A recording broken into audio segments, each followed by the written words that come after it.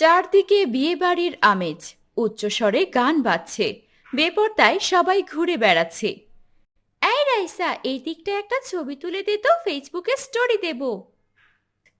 তুই শুধু ছবি নিয়েই পড়ে আছিস? এদিকে যে বরপক্ষ আসতে চলেছে সেই খবর আছে?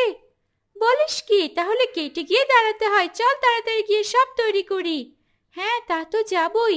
এই রাফি, একটা ভালো হিট গান ছাড় না, বিয়ে বাড়ি কি গান বাজনা ছাড়া জমে? ঠিক আছে, তুই গান বাজা, আমি গিয়ে মিষ্টি আর শরবত বানাই, একটু পরেই তো বরপক্ষ চলে আসবে। দাঁড়া দাঁড়া, আমিও যাচ্ছি। সাদিয়া ও রাইসা বিয়ের গেট ধরার আয়োজন করতে যায়। এদিকে বরপক্ষও অনেক আমেজ নিয়ে রওনার প্রস্তুতি দিতে থাকে। আরে দোস্ত, চলে এসেছিস? একদম ঠিক সময় তোকে পেয়েছি। ভাই, দাওয়াত পালন করা তো সুন্নত, তাই চলে এলাম। আর তার উপর তোর বিয়ে বলে কথা। আরে আব্দুল্লাহ যে, খুব খুশি হয়েছি তুমি এসেছো বলে। মাশাল্লাহ, তোমাকে কিন্তু খুব সুন্দর লাগছে। শুক্রিয়া ভাইয়া। চলো চলো, গাড়িতে ওঠো। হ্যাঁ চল। আচ্ছা দোস্ত, সবাই এমন বেপরোয়া হয়ে যাচ্ছে কেন? তুই তো মাশাল্লাহ অনেক দিনদার, কিন্তু তোর বিয়েতে। বিয়ে তো আর রোজ রোজ হয় না, একটা দিনই তো, তাই মজা করছে। বাদ দে, তুই গাড়িতে ওঠ। তোর শ্বশুর বাড়িতেও কি একই অবস্থা? তা তো জানি না। আচ্ছা, তুই কি শুরু করলি বল তো? বন্ধুর বিয়েতে এসেছিস, কোথায় একটু মজা টজা করবি? আরে চল তো, চল। আব্দুল্লাহ ভাই অনিচ্ছা সত্ত্বেও গাড়িতে গিয়ে বসে। গাড়ি যথাসময়ে কনেপক্ষের বাড়িতে গিয়ে পৌঁছে যায়। সেখানে গিয়ে তারা দেখে একদল কনেপক্ষ বিয়ের গেট ধরেছে। এই যে দুলা ভাই, 10,000 টাকার কম কিন্তু ফিতা কাটতে দেব না। হ্যাঁ হ্যাঁ, টাকা দিলেই বউ দেব, না হলে বউ পাবেন না। এসব উপেক্ষা করে এক কোণে আব্দুল্লাহ এবং তার ভাই দাঁড়িয়ে থাকে। নাউজুবিল্লাহ নাউজুবিল্লাহ, আমি তো এখন ফিতনায় পড়ে গেলাম। কেন যে এখানে আসতে গেলাম? কি হয়েছে ভাইয়া? কি বিড়বিড় করছো? আমরা এখানে কেন যে আসলাম আব্দুল্লাহ? সুন্নত পালন করতে এসে আমরা তো এখানে হারামেই জড়িয়ে গেলাম। মানে? কিসের আবার হারাম? তোকে সব পরে বলছি, আগে আমার বন্ধুর সঙ্গে কিছু কথা বলে নিই। কিন্তু ভাইয়া তো এখন ব্যস্ত আছে, এখন তুমি কিভাবে কথা বলবে? সেটাই তো ভাবছি রে। এখন ওখান থেকে ওকে ডেকে আনা বেয়াদবি হয়ে যাবে। ভাইয়ার ওসব ঝামেলা মিটে গেলে ভাইয়ার কাছে গিয়ে তুমি কথা বলে নিও। ঠিক বলেছিস, চল এখন আমরা অন্যদিকে যাই। চলো ভাইয়া।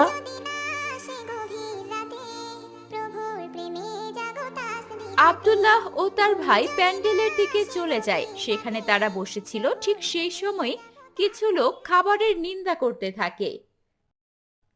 জানিস, আমাকে মাত্র 2 টুকরো মাংস দিয়েছে। ঠিক বলেছেন, ভাবি মুখ দেখে দেখে তরকারি দিয়েছে সবাইকে। আমি তো কয়েকবার চাওয়ার পর আমাকে দিয়েছে। তোকে তো তারপরও দিয়েছে, আমার ভাগ্যে তো তাও জোটেনি। দিলে কি হবে, তরকারি তো ভালো করে সিদ্ধই হয়নি। আর রোস্টটা, ওটা তো একদম বাজে হয়েছে খেতে। তারপরও 2টা খেয়েছি। হ্যাঁ, আমিও খেতে পারিনি বেশি, ওই গরুর মাংসটা পাইনি জন্য 2-1টা রোস্ট নিয়েছি। দেখেছো ভাইয়া, ওরা কিভাবে বদনাম করছে? আল্লাহ পাক ওদেরকে ক্ষমা করুক। এভাবে আসলে কখনোই বলা উচিত নয়। তারপরেও তো ওরা বলছে ভাইয়া, ও খেয়ে দে, তারপরেও বদনাম করে যাচ্ছে। মেয়ের বাবা কত কষ্ট করেই না খাবারের এত সব আয়োজন করেছে, অথচ এরা নিজের মানুষ হয়েই নিজের মানুষের বদনাম করে যাচ্ছে। ভাইয়া, ওই দেখো, কনে স্টেজে বসেছে, চলো গিয়ে আমরাও ছবি তুলি।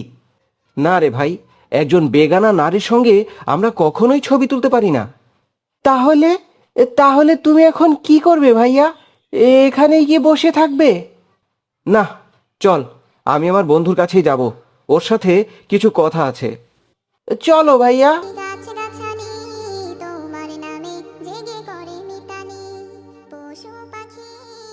দোস্ত, তোর সাথে আমার কিছু কথা আছে। কি রে দোস্ত, তুই কই ছিলি?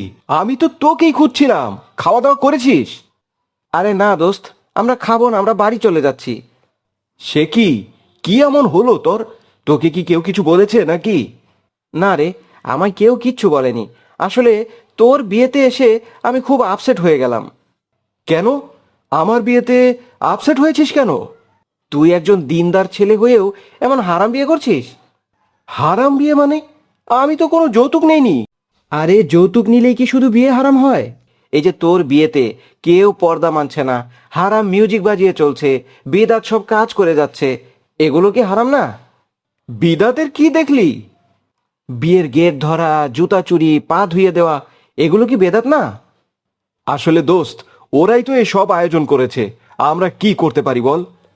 আমি চলে যাচ্ছি ভাই, এমন পরিবেশে আমি থাকতে পারবো না। চল আব্দুল্লাহ। শোন বন্ধু, যাস না, শোন। আব্দুল্লাহ এবং তার ভাই সেখান থেকে চলে আসে। আচ্ছা ভাইয়া, তুমি ওখান থেকে চলে আসলে কেন? ওখানে থাকা আমাদের উচিত নয় আব্দুল্লাহ। কিন্তু তুমি যেভাবে চলে এলে, এতে করে তোমার বন্ধু তো কষ্ট পেয়েছে। আমরা তো খেয়ে দে ওখান থেকে খুব সুন্দরভাবে চলে আসতে পারতাম ভাইয়া। আমরা তো আর পাপ কিছু করছি না। যেসব বিয়ের অনুষ্ঠানে ছবি তোলা, ভিডিও, গান বাজনা করা হয় এবং নারী ও পুরুষ একত্রে খাওয়ানো হয়, এসব অনুষ্ঠানে যাওয়া এবং সেখানে অবস্থান করা জায়েজ নয়। ও আচ্ছা, এখন বুঝলাম। আমি যদি আগেই জানতে পারতাম তাহলে কখনোই যেতাম না। চল এখন আমরা বাড়ি যাই। আল্লাহ পাক আমাদের সবাইকে বুঝার তৌফিক দান করুক। আমিন। আগের ভিডিওতে কুইজের সঠিক উত্তর দিয়েছে সাথী, কারিমুল, সাফরিন, রৌনক, নাজিয়া, রোজানা, মরিয়ম, অথই, নওরিন। আজকের কুইজ হলো ঈদের নামাজ কয় রাকাত?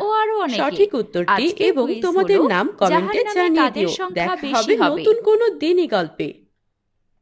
বাবা আব্দুল্লাহ, হাই তো বাবা, এদিকে একটু আয়। জি বাবা, বলো কি হয়েছে? তোর বুবু আর আম্মুকে একটু ডেকে আনতো আব্বা। কেন বাবা, তোমার কি কিছু লাগবে? লাগলে আমাকে বলো, আমি এনে দিচ্ছি।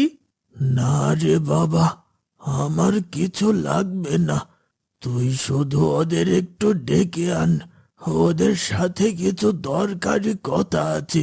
আচ্ছা বাবা, আমি যাচ্ছি। আব্দুল্লাহ তার মাকে ডেকে তার সৎ বোন রত্নাকে ডাকতে যায়। বুবু, আসসালামু আলাইকুম। ওয়ালাইকুম আসসালাম। কি হয়েছে? আমাদের ঘরে এলি কেন? বাবা আপনাকে ডেকেছেন। আমাকে? আজ কোন দিকে চাঁদ উঠেছে যে বাবা আমাকে ডেকে পাঠিয়েছেন? সব সময় তো তোদের নিয়েই মাতামাতি করে। এভাবে বলছেন কেন বুবু? বাবা যেমন আমাদের ভালোবাসেন তেমন আপনাকেও তো ভালোবাসেন। ভালোবাসলে দ্বিতীয়বার বিয়ে করতেন না। যাকগে, চল দেখি কেন ডাকছে। ঘুম যদি না আসে গভীর রাতে, প্রভুর প্রেমে জাগো তার ওরা বাবার ঘরে এসে দেখে মা সেখানে আগে থেকেই উপস্থিত আছেন। আসসালামু আলাইকুম বাবা, কেন ডেকেছো? ওয়ালাইকুম আসসালাম আম্মা, বসো, বলছি। এই ঘরে বসার মতো অধিকার কি এখন আছে নাকি? তুমি বলো কেন ডেকেছো, কখনো তো ডাকো না। এসব কি বলছো তুমি? অধিকার কেন থাকবে না? বাদ দাও, যে জন্য ডেকেছো সেটা বলো। হ্যাঁ বলছি, আমার শরীরের অবস্থা তো বেশি ভালো না, তাই আমি একটা সিদ্ধান্ত নিয়েছি। কি সিদ্ধান্ত নিয়েছেন? সিদ্ধান্ত নিয়েছি আমার সব সম্পত্তি আমার দুই সন্তান রত্না আর আব্দুল্লাহর নামে লিখে দেব। অসুস্থ শরীর নিয়ে এসব ভাবতে গেছেন কেন? আমার শরীরের যে অবস্থা,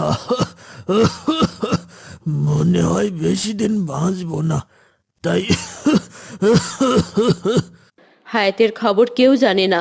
এসব কথা এখন থাক, পানি খান। থাকবে কেন? ও, বাবা মরে গেলে সব সম্পত্তি নিজেদের ভাগে করে নেবেন, এই মতলব করছেন?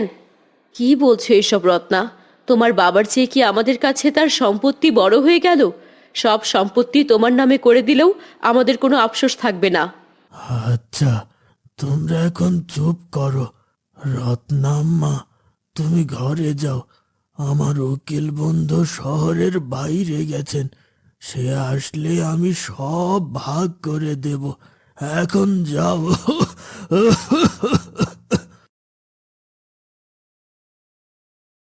রত্না নিজের ঘরে চলে আসে এবং মনে মনে কুটিল ফোন দিয়ে আটতে থাকে কিভাবে পুরো সম্পত্তি সে একাই নিজের নামে করে নেবে।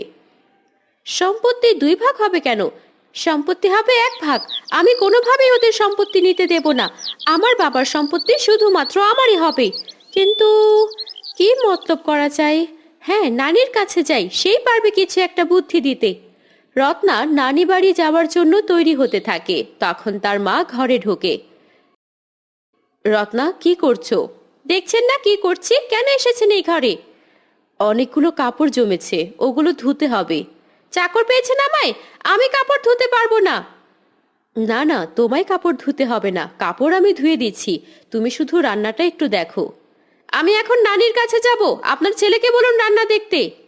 ও ছেলে মানুষ, ও রান্নার কি বুঝবে? তাহলে রান্না করার দরকার নেই, আমি নানি বাড়িতে খেয়ে আসবো, আপনারা যা ইচ্ছা তাই করুন।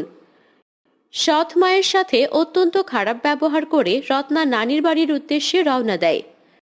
মেয়ে জাগো তাসবিহাতে, পশু পাখি গাছগাছালি তোমার নামে নানিমা, নানিমা। পশু পাখি কে কে রে? আরে রত্না যে। কেমন আছো নানিমা? আলহামদুলিল্লাহ, ভালো আছি রে বোন। কতদিন পর আইলি, শুকাই গেছুস কেন? তো শুকাবো না, ভালো কি থাকতে দেয় ওরা? রে বোন, বুঝি বুঝি, সবই বুঝি। সৎ মায়ের ঘরে কি আর ভালো থাকুন যায়? আয় আয়, তুই ঘরে আয়।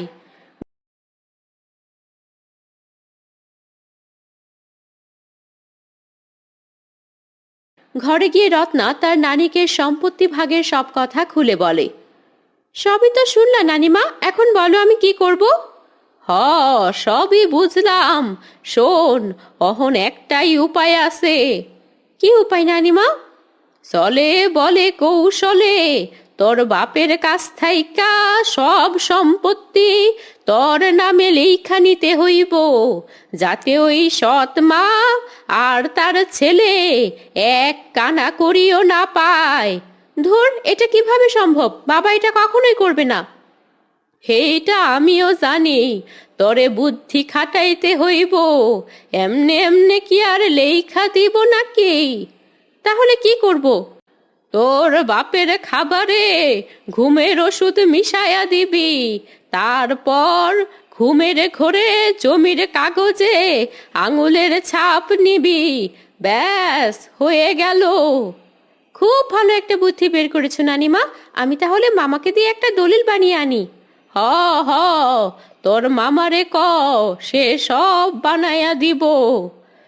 রত্না তার মামাকে দিয়ে একটি জাল উইল বানিয়ে নেয় এবং বাড়ি চলে আসে। এগে করে মিতালি, মানুষ হয়ে তোমরা কেন, মানুষ হয়ে তোমরা কেন গভীর মা, আসসালামু আলাইকুম, কি করছেন? ওয়ালাইকুম আসসালাম, এই তো রান্না করছি। আমি সাহায্য করি একটু? না মা, আমার রান্না তো হয়ে গেছে, শুধু তোমার বাবার জন্য দুধ গরম করব। এটাই তো সুযোগ, দুধের মধ্যে ঘুমের ওষুধ মিশিয়ে বাবাকে খাওয়াতে হবে। মা দিন, আমি দুধ গরম করে বাবাকে গিয়ে দিচ্ছি। না না, তুমি আবার কষ্ট করতে যাবে কেন? আরে কিসের আবার কষ্ট, আপনি অন্য কাজ করুন, আমি দুধ গরম করছি। ঠিক আছে, করো।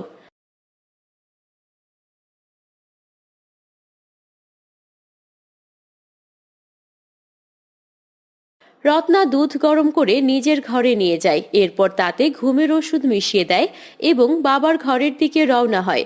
কিন্তু ভাগ্যক্রমে আব্দুল্লাহ আড়াল থেকে পুরো বিষয়টি দেখে ফেলে। দ্রুত তার মাকে গিয়ে সব বলে দেয়। মা, মা, এক্ষুনি চলো আমার সাথে। কোথায় যাব? কি হয়েছে? মা, আমি নিজের চোখে দেখলাম বুবু বাবার দুধের গ্লাসে কি যেন মেশাচ্ছে। ধুর, কি আর মেশাবে? বুবু তো বাবাকে দেখতে পারে না, তুমি তো জানো। মা, বুবু আবার বিষ মিশিয়ে দেয়নি তো? ছি আব্দুল্লাহ, কেউ কি নিজের বাবাকে মারতে চায়? আমার কথা বিশ্বাস করো মা, আমি সত্যি বলছি, বুবুর মতলব ভালো না। তুমি চলো আমার সাথে, গিয়ে দেখো। আচ্ছা চল, দেখি কি ব্যাপার। তাসবিহাতে, ঘুম যদি না আসে গভীর রাতে, প্রভুর প্রেমে আসসালামু আলাইকুম বাবা। ওয়ালাইকুম আসসালাম। কি ব্যাপার আম্মা, আজ তুমি দুধ নিয়ে এলে যে? আমি কি আসতে পারি না বাবা? তা পারবে না কেন, অবশ্যই পারবে। এই নাও বাবা, দুধটা খেয়ে নাও। দাও মা। রত্না তার বাবার দিকে দুধের গ্লাস এগিয়ে দেয়।